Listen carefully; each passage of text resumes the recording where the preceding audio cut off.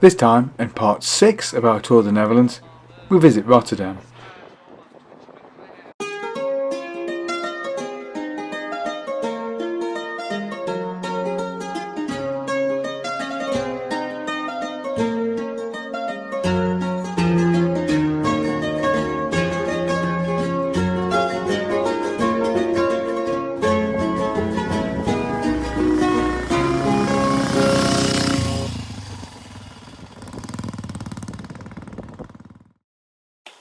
Well, it's a beautiful morning in Rotterdam.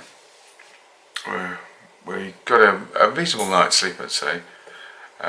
Feeling a little bit more refreshed, that's for sure. It was a very tiring ride yesterday. It wasn't actually that far, but it was very hot, so it really does drain you quite a bit.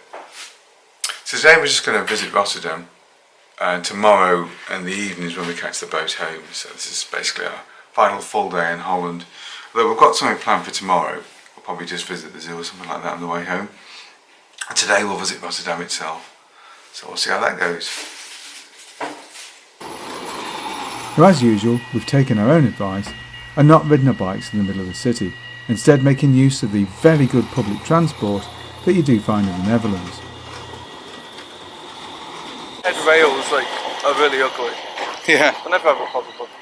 No. Rotterdam quite literally means the dam at the Rot River. The area dates back to 1270, when a dam was constructed along the River Rot. Not surprisingly. In 1340, Rotterdam was granted city status by William IV, the Count of Holland. Step in closer, watch. I'm not dead sure. Could be wrong. Yeah, maybe they've got sensors on them. Got pressure plates.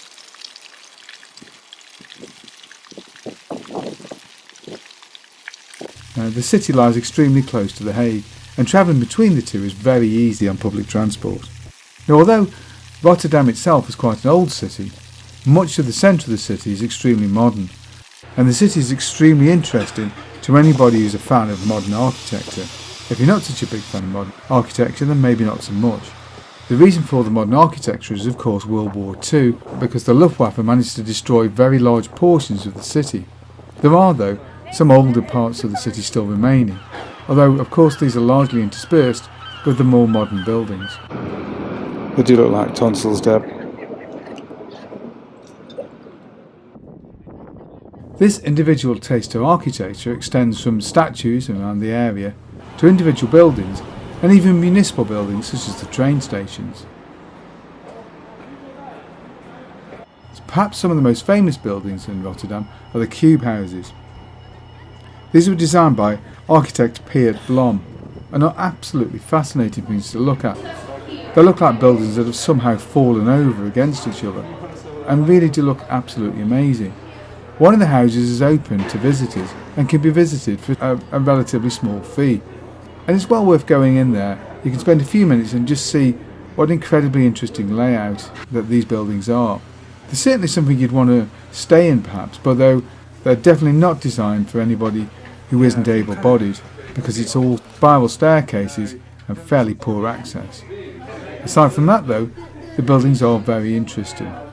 In fact, some of the blockhouses are actually used as a hostel. It may make them a real interesting place to stay, and certainly somewhere you'd want to talk about when you got back. They're amazing, aren't they?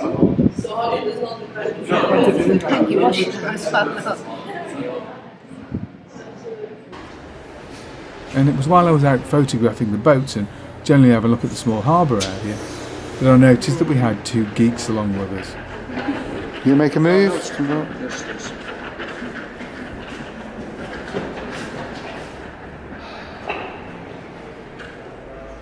It's a very nice smile. Yeah, I know, I'm thinking. To the side of the cube houses is some of the older part of the city that did survive the Blitz. This area encompasses the harbour, which still has some tall ships in it, and some harbour buildings, ones that would have handled freight back in, say, the 1700s and 1800s.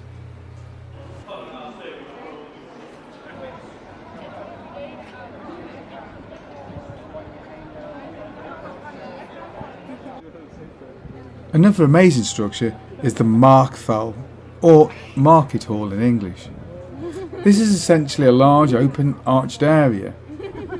Inside, it's mostly food stalls, and it's a really good place to get a meal, or cheeses, or any sort of food product that you would like to buy.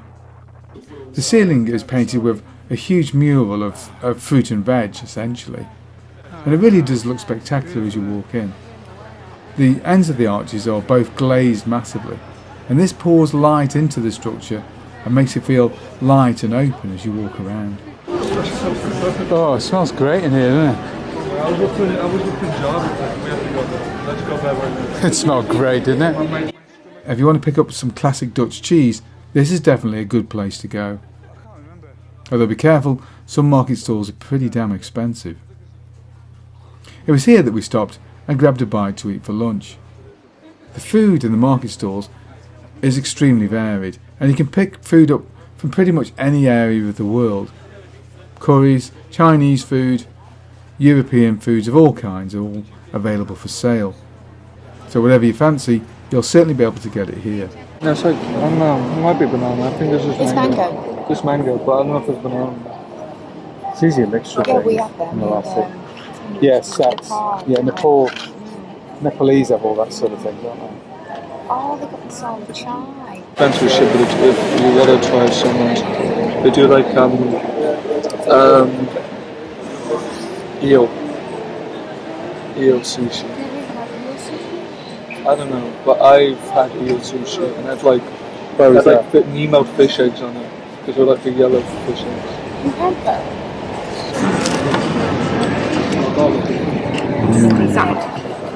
This isn't spicy. Oh, but it's nice. Just like dunk a little bit in. Is this? Dragon's bread. Oh, Okay. Okay, ready? Here, go on. Look Yep. at them.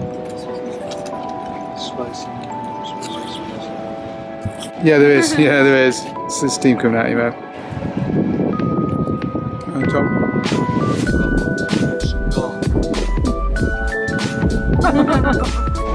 Oh, Yeah.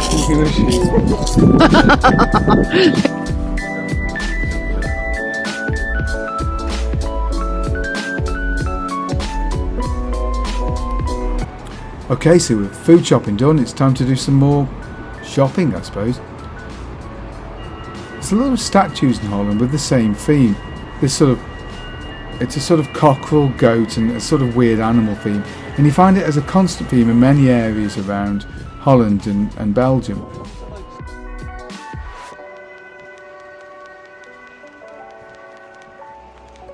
Another amazing bronze statue shows a figure holding what is supposed to be a local delicacy. Now, I'll leave you to draw your own judgment, but to me it just looks like Santa holding the world's biggest butt plug. Don't know why I think that, it just really looks that way. And in fact, I'm not the first person to think this. It's quite a regular joke in the area. It really does look inappropriate, doesn't it? Still, let's walk around and do a bit of shopping.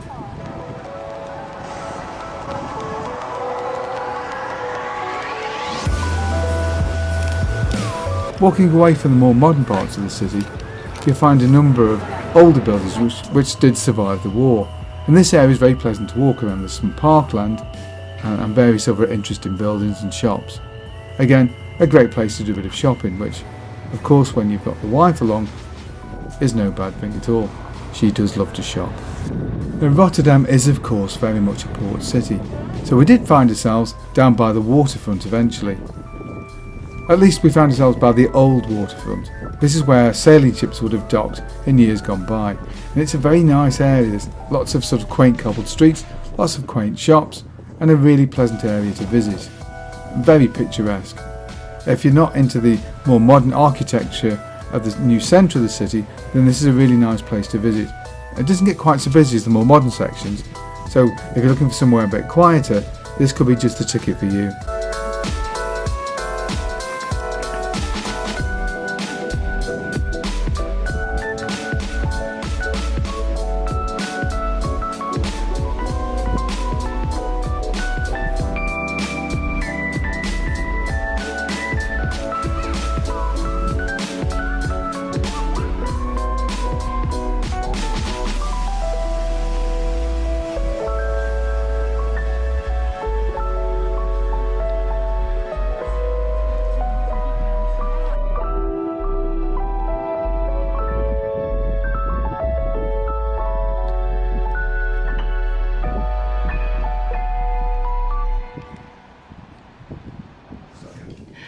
Well, almost to the end now. We spent the day in Rotterdam. Had a really good day, haven't we? Yeah, did loads.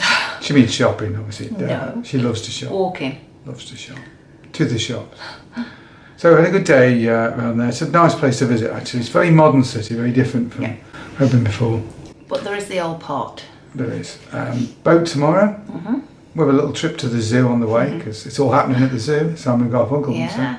Baby gorilla has just been born this February, so looking forward to that. Exciting times, eh? Anyway, so we're going to the zoo, and then in the evening we catch the boat, and that'll be us. End of the trip then. Yeah, very good trip. So far. Let's get eaten by a gorilla or something. Probably not. Okay, if you enjoyed this video, don't forget to like and subscribe, and of course, thanks for watching.